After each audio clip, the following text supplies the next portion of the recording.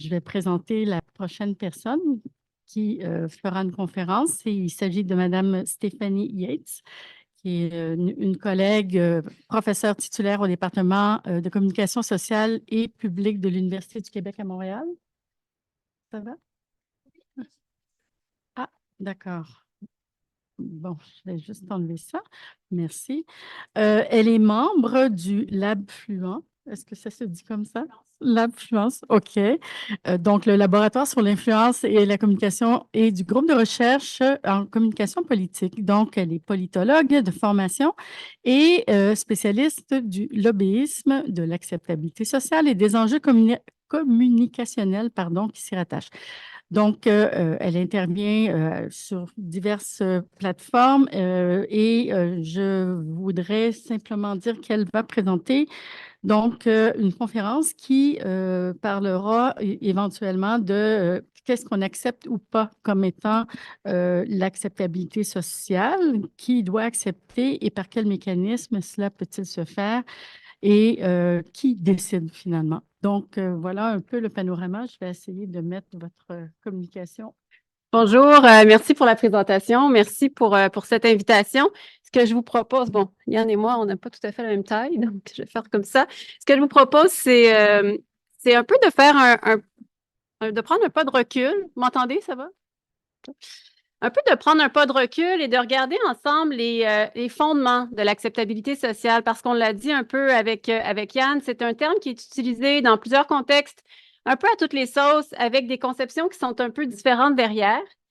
Donc, je suis politologue ou politiste, j'aime moins politiste, disons politologue, mais j'évolue au sein d'un département de communication. Et ce que je vais vous présenter, c'est un peu l'aboutissement des recherches que je conduis avec Corinne Gendron, qui est professeure sociologue à l'École des sciences de la gestion ici à l'UQAM. Et donc, ça fait quelques années qu'on réfléchit à la notion d'acceptabilité sociale, mais donc, elle est sociologue, elle est avocate, je suis politologue, je travaille en communication. On travaille aussi avec des personnes en management. Donc, c'est un peu une espèce de perspective multidisciplinaire là, sur ce concept d'acceptabilité sociale. Parce que je pense que c'est important d'avoir une vision commune de ce nouvel impératif pour en faire vraiment un concept fondateur, un concept qui aide au vivre ensemble. Je ne peux pas avancer ça. Oui, j'ai trouvé. Donc, je ne vous apprendrai rien en vous rappelant que les projets d'infrastructure, depuis une vingtaine d'années, donc on parle de projets d'infrastructure, d'aménagement, d'urbanisme ou d'exploitation énergétique, font face à une opposition croissante, malgré les études mentionnées que je trouve intéressantes, à l'effet que la mobilisation citoyenne n'aurait peut-être pas tant d'effet que ça. On voit quand même au Québec qu'il y a plusieurs projets qui n'ont pas vu le jour, faute de ce qu'on en est venu à appeler l'acceptabilité sociale ou le manque d'acceptabilité sociale.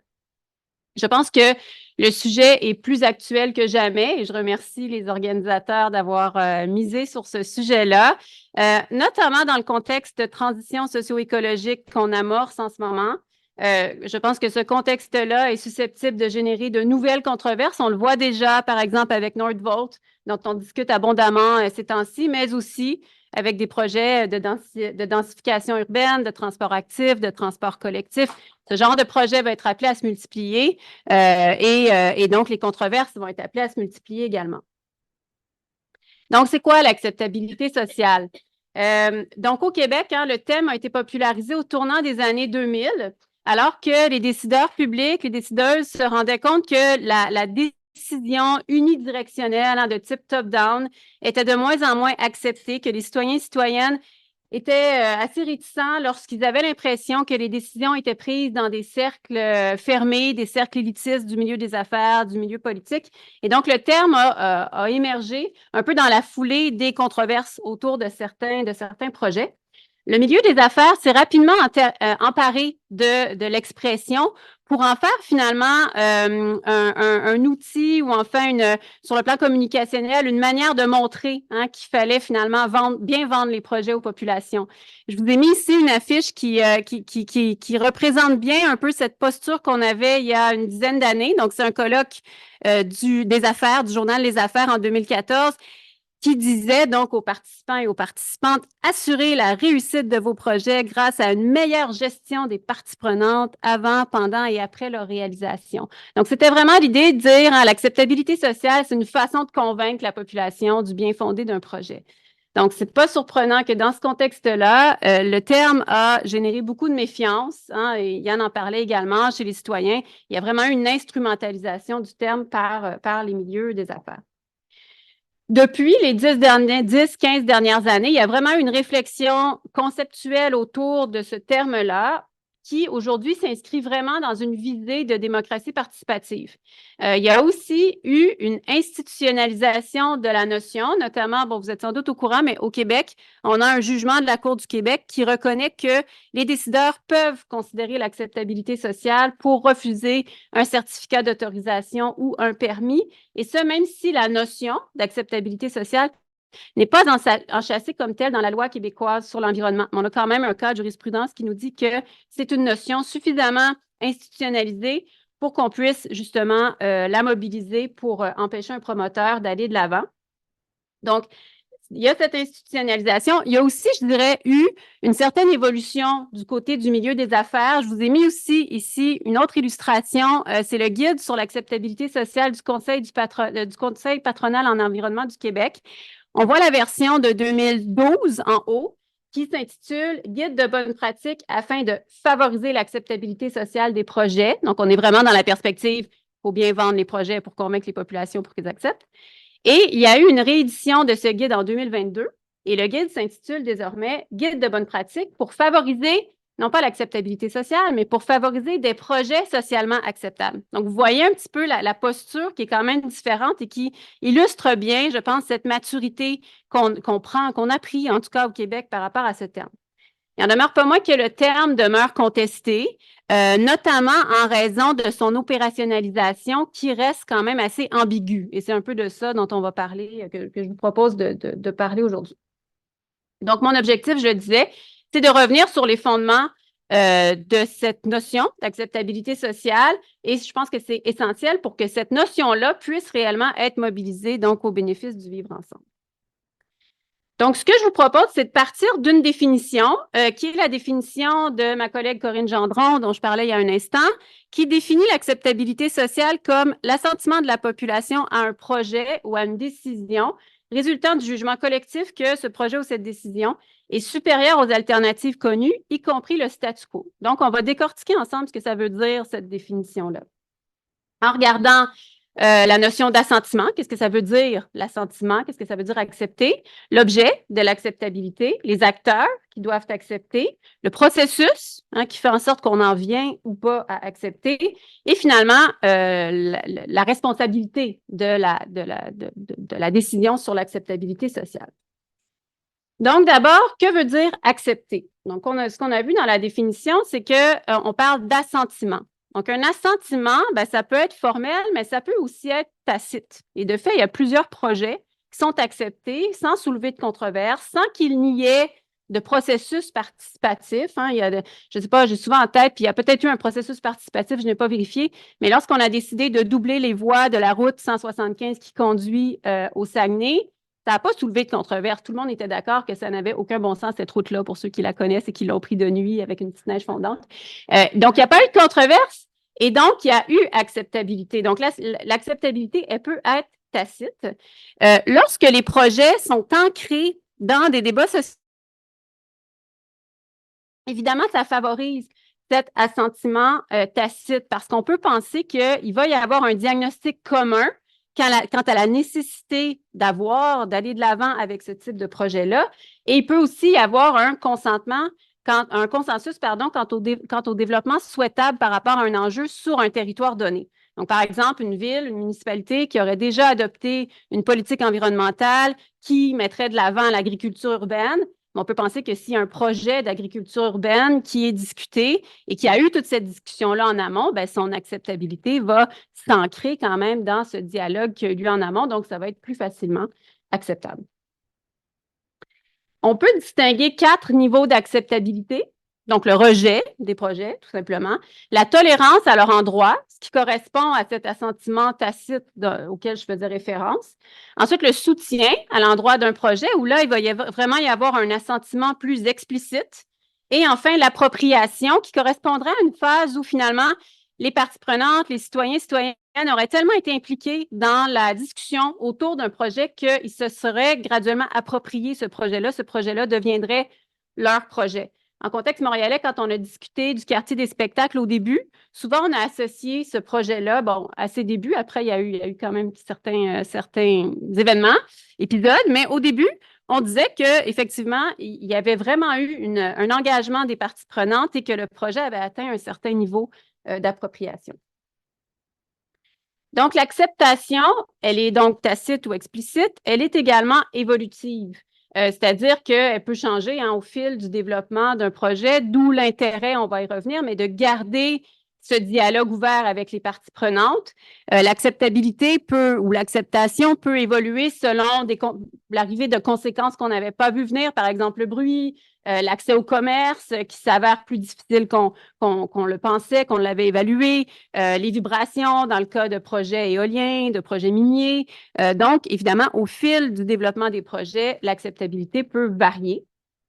Et c'est pour ça que avec mes collègues, on essaie de se distancier de l'expression permis social d'opérer, qu'on entend souvent, social license to operate, qui, à notre avis, traduit mal cette dimension-là dynamique. Le permis social, on obtient un permis parce qu'on a rempli des conditions.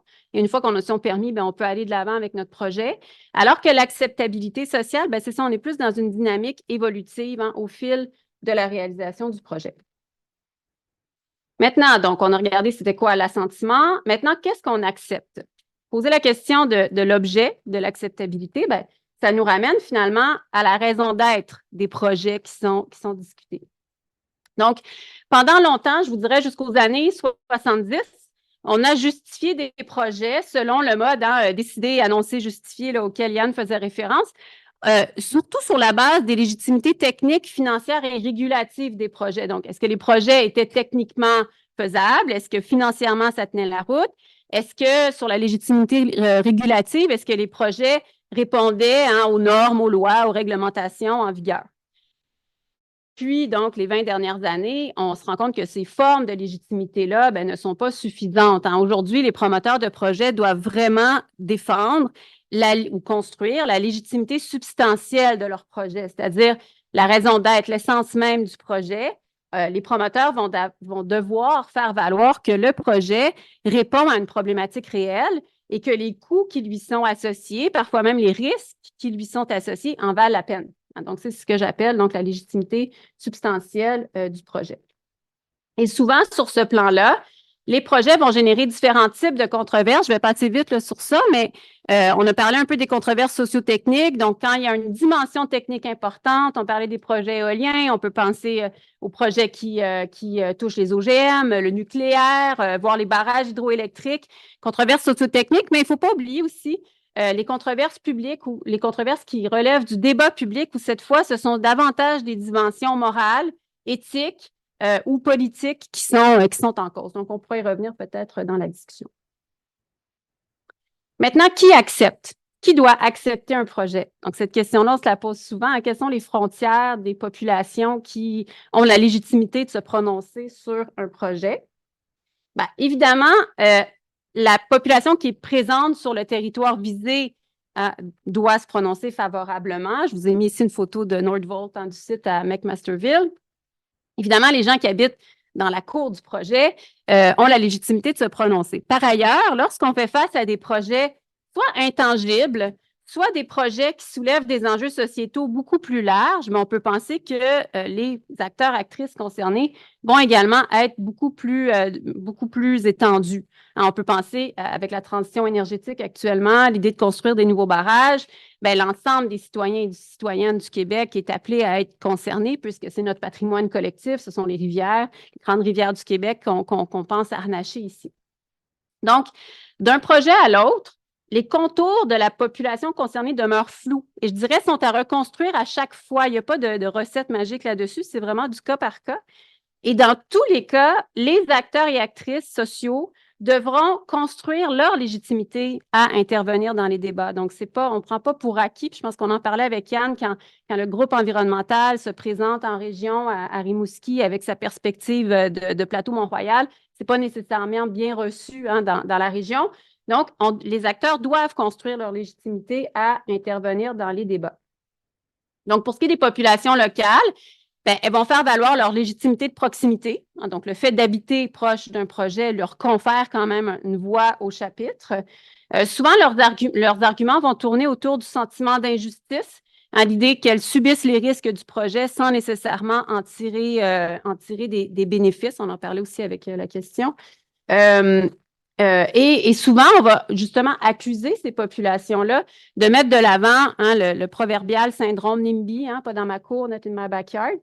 Mais souvent, quand on creuse, quand on gratte, on se rend compte que le malaise est beaucoup plus profond. C'est pas juste une question égocentrique de dire je ne veux pas subir les injustices ou les risques ou les aspects négatifs du projet. Fondamentalement, il peut y avoir aussi une opposition quant aux valeurs, quant à l'idée même, à la raison d'être du projet. Je vous ai mis ici une image, pas très parlante, mais je n'ai pas trouvé beaucoup d'images. Vous reconnaissez peut-être la promotion qui avait été faite à l'époque, quand on commençait à parler d'acceptabilité sociale au Québec, de ce projet de déménagement du casino hein, de l'île Notre-Dame au quartier Pointe-Saint-Charles. C'était un projet donc présenté par l'Auto-Québec, mais de concert avec le Cirque du Soleil. Et la population de Pointe-Saint-Charles et les groupes communautaires de Pointe-Saint-Charles ont reçu ce projet-là. Bon, d'abord, en termes de processus, là, on y reviendra, ça avait été très mal fait. Hein, ça a été annoncé en grande pompe sans que les populations locales aient été consultées. Donc, on ne ferait plus ça aujourd'hui. Mais ils ont très mal reçu ce projet-là parce que, de un, le site qui était envisagé était déjà, disons les groupes communautaires avaient déjà des plans, avaient déjà des projets pour ce même site-là. Et ils n'ont pas été consultés du tout. Mais au-delà de ça, il y avait un malaise sur l'idée de favoriser donc un projet qui tournait autour du jeu, hein, des jeux de hasard, des jeux de chance et de hasard. Donc, le malaise était beaucoup plus profond, je pense, que le syndrome NIMBY auquel on associe parfois les réactions des populations locales. Donc, pour se distancier un peu de ce genre d'association à la réaction NIMBY, hein, qui est très péjorative, les populations locales ont intérêt à exercer ce qu'on appelle une montée en généralité. C'est la prof de com qui parle. La montée en généralité, donc, c'est l'idée de recadrer un problème spécifique en un enjeu d'intérêt général à travers, donc, le discours, à travers un recadrage discursif. Je vous ai mis ici une image d'éolienne. On a eu ce genre de montée en généralité dans le cas de certains projets éoliens en Montérégie qui ont été donc âprement débattus. Et les opposants disaient, ben, pas juste une question qu'on ne veut pas avoir des éoliennes dans notre paysage, c'est une question qu'ici, on parle des meilleures terres arables du Québec, hein, c'est la vallée du Saint-Laurent.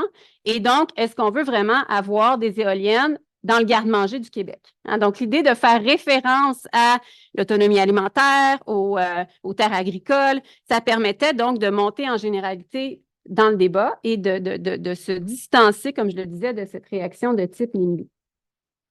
Et donc, cette montée en généralité, elle est susceptible de rallier d'autres acteurs hein, par un changement de jeu d'échelle. C'est là où d'autres acteurs vont intervenir, par exemple les groupes environnementaux. On commence à le voir avec le projet Nordvolt notamment, où au début, c'était les citoyens de McMasterville, de Saint-Basile qui s'opposaient au projet. Et là, tranquillement, les groupes environnementaux ont commencé à se positionner en disant, ben, c'est pas juste une question de garderie puis de rivière, on est vraiment en train de parler du développement d'une filière énergétique, la filière de la batterie. Est-ce que c'est vraiment ça qu'on veut? Donc, le débat a changé d'échelle. On n'est plus juste sur les conséquences potentiellement négatives sur l'environnement physique de ces personnes-là. On est vraiment plus sur les conséquences plus grandes sur le au développement de cette filière énergétique. Donc, lorsqu'on change d'échelle, lorsqu'on exerce cette montée en généralité, c'est susceptible de faire en sorte que d'autres organisations de la société civile se rallient donc aux opposants initiaux. Souvent, dans cette montée en généralité, on va aussi mettre de l'avant des arguments de nature émotive. Et ça aussi, c'est susceptible de toucher donc un nombre élargi de personnes. Et donc, au fur et à mesure qu'on change d'échelle et qu'on monte en généralité, les parties prenantes peuvent se réclamer d'une légitimité représentative hein, en disant c'est plus juste Ce n'est plus juste les citoyens de McMasterville et de Saint-Basile qui sont en train de s'opposer au projet. On est vraiment une grande frange de la population québécoise qui sont concernés par ce projet-là. Hein, donc, à la légitimité de proximité s'ajoute cette légitimité donc représentative, l'idée de parler au nom d'un grand nombre de personnes. Cette légitimité, donc, des parties prenantes, des acteurs sociaux, va aussi se construire à l'aide de la contre-expertise qui peut être mobilisée par les populations, par ces populations-là. Donc, c'est une légitimité qui va être basée sur la crédibilité, sur la confiance qu'on accorde à leur discours. Et évidemment, le ralliement d'acteurs considérés comme crédibles va favoriser la construction de cette confiance. Je vous ai remis ici le cas du casino, mais très rapidement, la direction de la santé publique de Montréal a dit très mauvaise idée de déplacer le casino dans le quartier Pointe-Saint-Charles, où il y a déjà des populations vulnérables qui présentent certains problèmes de jeux pathologiques.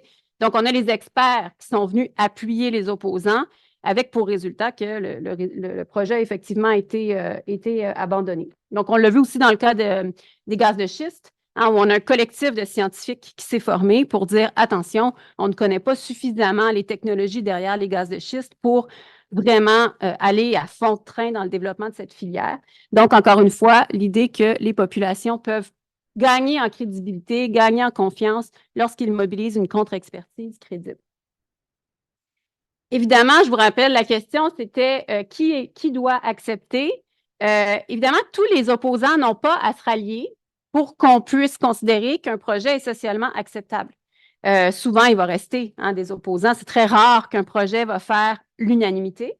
Par ailleurs, la controverse va s'apaiser lorsque les opposants estiment que l'enjeu ne vaut plus l'effort de mobilisation ou encore lorsque le poids des opposants devient marginal par rapport au consensus sociétal. Donc, il faut vraiment faire la distinction entre consensus sociétal et unanimité. Donc, c'est rare qu'on a l'unanimité. Lorsqu'on a un consensus suffisant, mais là, on dira que le jugement collectif, si je vous ramène à la définition de Gendron, le jugement collectif est favorable donc au projet. Maintenant, sur le processus, donc comment vient-on à accepter? Ben, je vous disais, depuis les 10-15 dernières années, il y a vraiment eu des réflexions conceptuelles autour de la notion d'acceptabilité sociale et maintenant, il est clair que la participation publique, la démocratie participative, est vraiment vue comme un vecteur d'acceptabilité. Je vous disais, dans les projets non controversés, ce n'est pas nécessaire, donc ce n'est pas une condition nécessaire, mais c'est souvent une condition souhaitable ou nécessaire dans le cas de certains projets. Parce que les populations veulent avoir voix au chapitre quant au calcul coût-bénéfice inhérent au risque, au projet et au risque en présence. De manière intéressante, mais aussi, je vous dirais, un peu décourageante, de mon point de vue, les promoteurs ont encore tendance, lorsqu'on fait face à un projet avec des dimensions socio-techniques non stabilisées, avec des risques inconnus, avec certaines controverses, les promoteurs ont tendance à adopter ce qu'on appelle le modèle du déficit en communication, qui consiste à vouloir informer et convaincre, vouloir informer du projet, de ses tenants et aboutissants techniques, et vouloir convaincre que c'est un bon projet, qu'il n'y a pas de risque, que les risques sont circonscrits, etc. Et donc, les promoteurs ont tendance à vouloir déconstruire les perceptions du risque.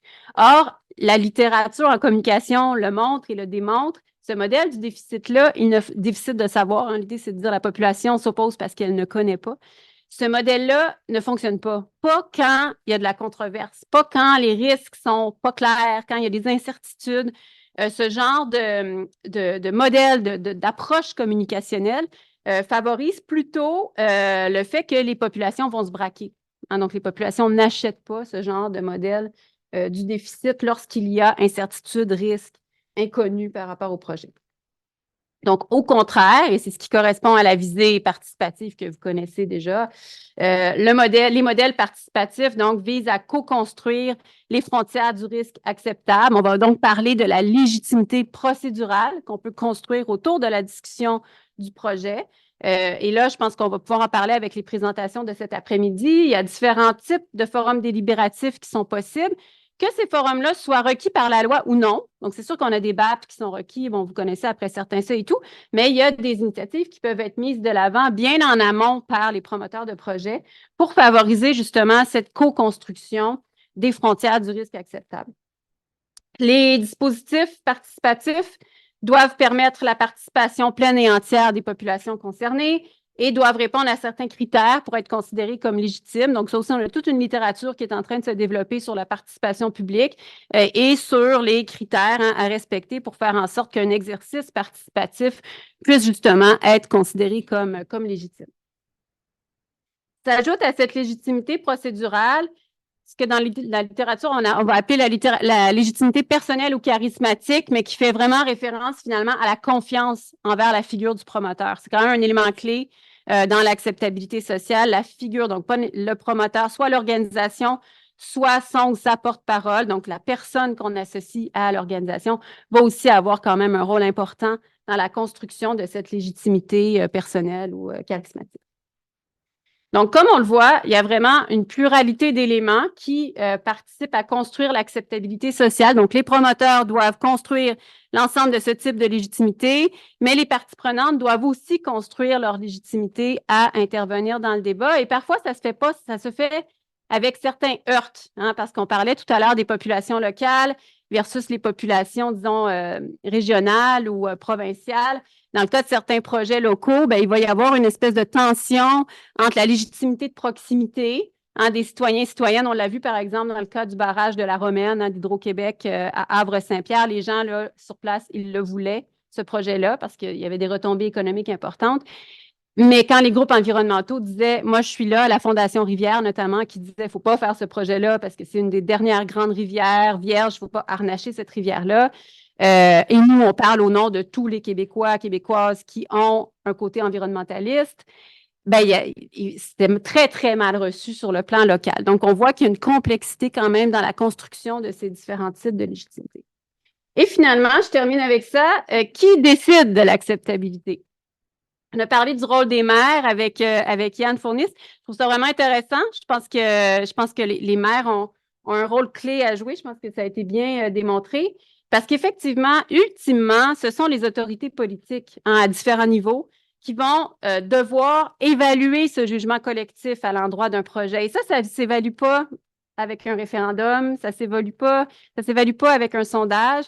C'est une évaluation qualitative, hein? Et donc, c'est un rôle qu'ont les élus qui n'est pas facile, je vous dirais, à jouer. Donc, le rôle consiste à déterminer à partir de quand est-ce qu'on estime que le jugement collectif est assez favorable, qu'il y ait un consensus social sans nécessairement qu'il y ait unanimité par rapport au projet. Donc, les élus ont un rôle d'arbitre, que ce soit pour fournir les autorisations, les permis, pour changer les législations requises. Et c'est sûr que la confiance, encore une fois, vient jouer un rôle crucial. Donc, la confiance envers les autorités doit être là. La population doit avoir l'impression, avoir confiance que les autorités ont évalué ce jugement collectif-là de façon objective et impartiale le plus possible. Hein. Donc, il doit y avoir une confiance. Sinon, c'est la décision liée à un projet qui va être jugée comme étant non acceptable. Et donc, ben, c'est ça, je termine avec ça. Je pense que la notion d'acceptabilité sociale, malgré le fait qu'elle a été beaucoup instrumentalisée au début, notamment par le milieu des affaires, je pense qu'elle a un grand potentiel pour tendre vers un meilleur vivre ensemble, mais dans la mesure où les acteurs qui mobilisent cette notion-là, qui s'en revendiquent ou qui y sont associés, ont une compréhension commune de ses fondements et de ses implications. Et donc, c'est un peu mon objectif aujourd'hui de regarder ensemble quels étaient, de mon point de vue, ces fondements et leurs implications. Voilà, merci.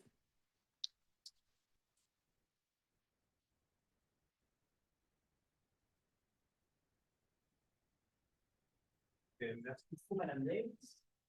La salle est réchauffée. Finalement. Mais je vous laisse y aller, monsieur. Bonjour. Merci pour la conférence. Je me demande s'il y avait un terme, une définition, une manière de dire lorsque l'acceptabilité sociale n'est pas au rendez-vous et ça se traduit par une politique publique qui va contre la science, contre les informations, contre la décision des administrations. Bref, une très, très bonne décision, mais qui n'a absolument aucune acceptabilité sociale. Si je peux donner un exemple, ça, parce qu'on l'a vu dans un de nos cours, par rapport au cerf à Longueuil, où la science de la protection de l'environnement disait de procéder à l'abattage, de l'acceptabilité sociale n'était pas du tout au rendez-vous. Le projet a été mis sur sur À la décopier. place. Ouais. Et l'environnement a été décrit par la conséquence de ça. Est-ce qu'il y a un thème pour ça lorsque ça vient comme ça en conflit direct? Je suis pas sûre qu'il y a un thème. Faudrait que j'y pense. C'est une bonne question. Faudrait peut-être le créer, ce thème-là, mais c'est un très beau cas et qui illustre très bien les dynamiques auxquelles vous faites référence. J'ai un peu travaillé sur ce cas-là aussi. Dans ce cas-là, et là, c'est vraiment, je pense que la clé, c'est autant je vous dis que le modèle du déficit, hein, l'idée de dire la population se pose parce qu'elle ne connaît pas, donc on va la remplir, on va lui expliquer. Autant ça ne fonctionne pas lorsque la science, elle n'est pas stabilisée ou les risques sont inconnus. Mais autant ce modèle-là s'avère efficace lorsque la science, elle est claire. Et dans le cas des serres, la science, elle est claire. On peut pas, c'est dommage, hein, mais on ne peut pas les déplacer parce qu'ils ne vont pas s'adapter. Donc, la meilleure manière de faire, c'est de les euthanasier. Et ça s'explique en communication.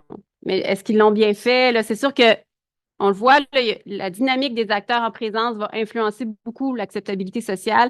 Dans le cas des serres à Longueuil, on avait quand même des figures très fortes qui ont judiciarisé le conflit. Alors, ça a créé une dynamique où ce message-là scientifique a très mal passé, a été finalement enterré un peu par d'autres messages. Donc, mais l'idée d'avoir un terme qui encapsule un peu la dynamique que vous décrivez, je trouve ça intéressant. Je vais y réfléchir. Ouais. Bonjour, par contre, quelque chose de on utilise présentement le cas de l'implantation des pistes cyclables dans le développement pardon.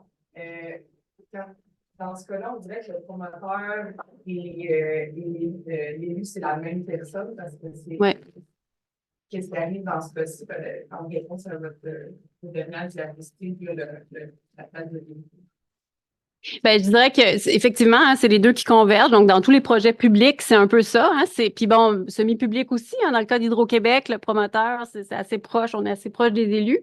Ben, je trouve que ça fait en sorte que la notion de confiance à laquelle je référais devient encore plus cruciale. C'est-à-dire que là, l'acteur public qui est juge et partie, donc il doit décider, aller de l'avant avec le projet. Je pense qu'une façon de s'en sortir, c'est peut-être quand je disais ça facilite les choses quand la décision elle est ancrée dans un plan d'urbanisme, par exemple. Je ne dis pas que c'est facile, mais je pense que s'il y a un ancrage qui est issu finalement d'un dialogue qui a eu lieu en amont sur comment on fait pour développer ce quartier-là, comment on fait pour favoriser le transport actif, collectif, etc., ça peut favoriser. Mais effectivement, l'élu ici joue un double chapeau. Donc, l'élu, ça m'amène à dire les autorités publiques, politiques, ont différents chapeaux. Donc, il y a le rôle de l'arbitre dont je parle, mais il y a le rôle de promoteur dont vous parlez.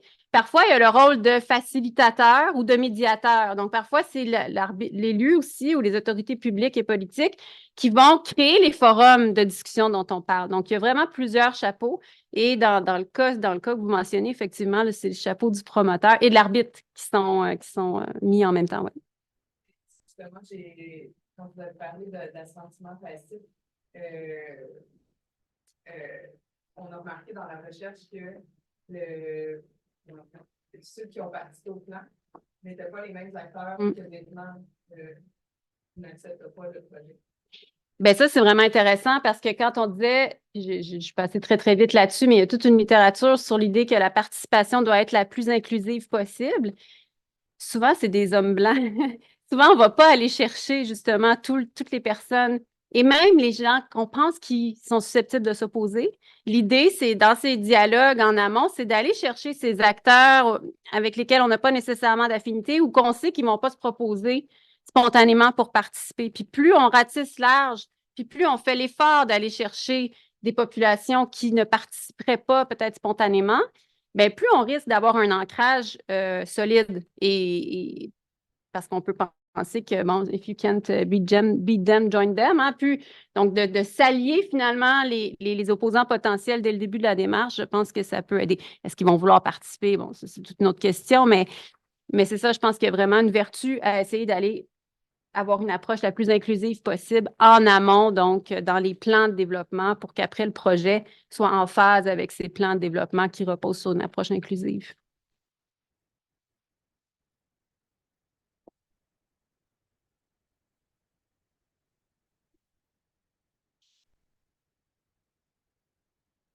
On voit différemment la place des débats dans l'élection. Mettons, s'il y a des projets qui sont discutés dans les élections des élus, est-ce que par le passé, c'est suffisant? Maintenant, c'est plus suffisant? C'est pas la place qu'on accorde aux élections pour discuter des projets à venir? Est-ce que ces discussions sont suffisantes pour légitimité? Est-ce qu'on Parler du tramway de Québec. je parle C'est un bel exemple. Ouais. Montréal, Ouais. déjà discuté des projets fiscaux dans son Ouais. plan, dans l'élection, dans son programme électoral, se fait élire là-dessus, puis qu'on a encore Ouais. on questionne encore la légitimité de ces fiscales-là, alors que c'est son branding politique. Ouais. Tramway, même chose. Est-ce que c'est rendu suffisant? Ou est-ce qu'il y a un shift? C'est quoi qui est en train de se passer? La question est excellente, puis la réponse n'est pas tranchée, là, comme vous pouvez bien vous en douter. Mais parce que le journaliste me posait la même question sur le tramway de Québec. Alors, ça dépend, parce que ça dépend si le projet et la question de l'urne. En sciences politiques, on va dire c'est quoi la question de l'urne? Quand les gens vont voter, là, sur quoi ils votent? Dans le cas de Québec et du tramway, puis bon, je ne connais pas tous les détails du projet, mais j'ai l'impression quand même que ça faisait partie de la question de l'urne. Hein, les gens ont voté pour Bruno Marchand. L'idée du tramway, c'était très présent dans son discours. Et dans de tels cas, pour moi, c'est une erreur de revenir en arrière et de faire un référendum sur cette question-là. Valérie Laplante, c'est pas ça? Hein? Oui, c'est ça. Moi, je m'en suis rendu compte. La plante verte. Non, au contraire. Elle aussi, je pense que ça faisait partie de son programme politique. Après, les élus sont, bon, surtout Valérie Plante, c'est son deuxième mandat. Donc, à un moment donné, je pense qu'on ne peut pas non plus il faut trouver l'équilibre entre la démocratie représentative et la démocratie participative. Un gouvernement qui est élu pendant 4 ans, puis on le voit bien, je pense, avec le gouvernement Legault, puis les nouveaux barrages. Hein, jamais ça a fait partie du discours électoral. Là, on a de nouvelles circonstances. Ça devient un enjeu. La population n'a pas été consultée là-dessus, donc c'est un peu du cas par cas. Dans le cas de Valérie Plante, effectivement, ça fait aussi partie de son ADN, là, c'est son programme politique. Donc, est-ce qu'il faut vraiment revenir puis re-questionner? Peut-être pas.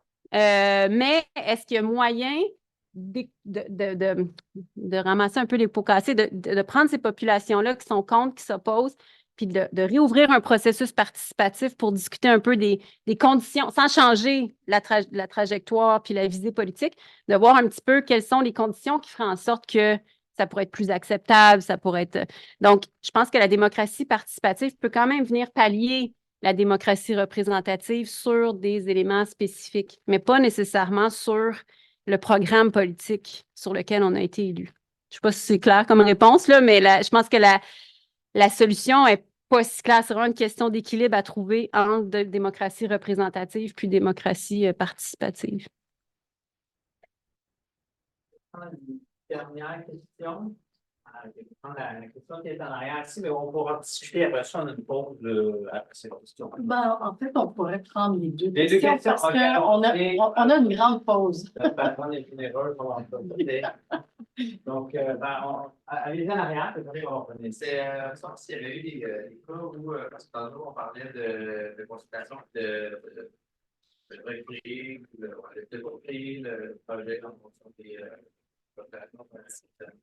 Est-ce que des cas où il y a eu le processus de consultation inclusif et peu de modification du projet au final, mais quand même une recommandation d'acceptabilité sociale?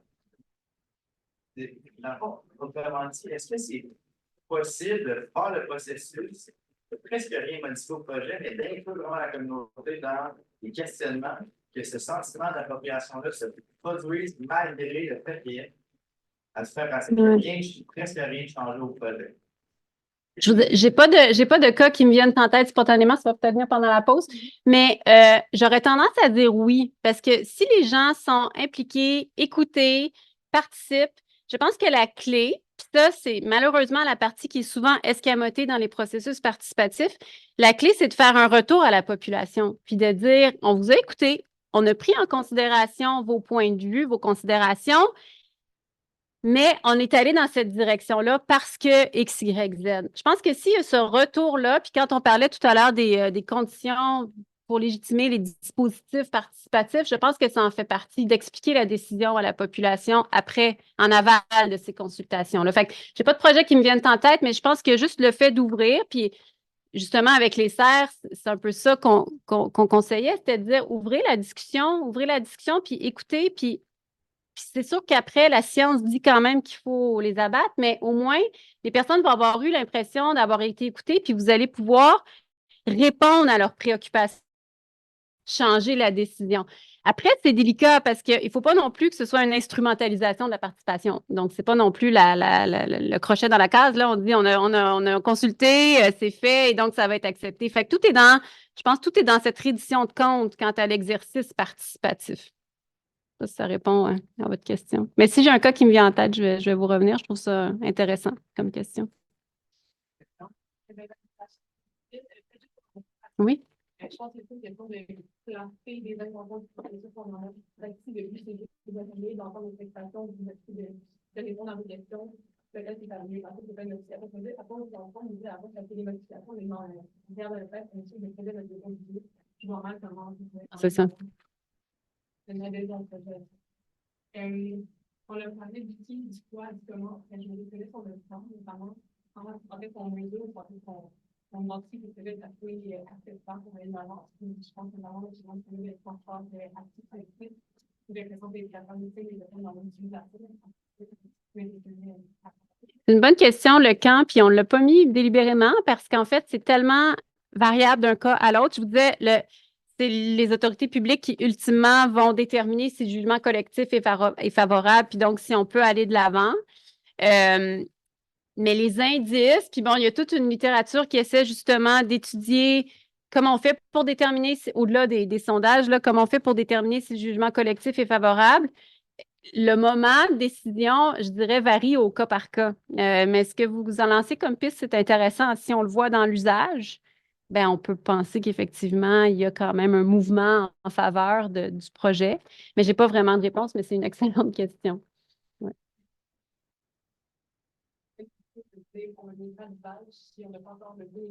Non, c'est ça dépend des projets. Ça dépend des projets, effectivement. Puis, bon, vous savez que les enjeux sont souvent politisés, hein, donc le moment de dire, OK, le jugement collectif est favorable, souvent, c'est influencé par une multitude de facteurs politiques, finalement, qui entrent en ligne de compte. Donc, souvent, on va dire, il y a acceptabilité sociale, donc on y va parce qu'on veut bien y aller. Donc, c'est une question litigieuse. Merci beaucoup. Merci.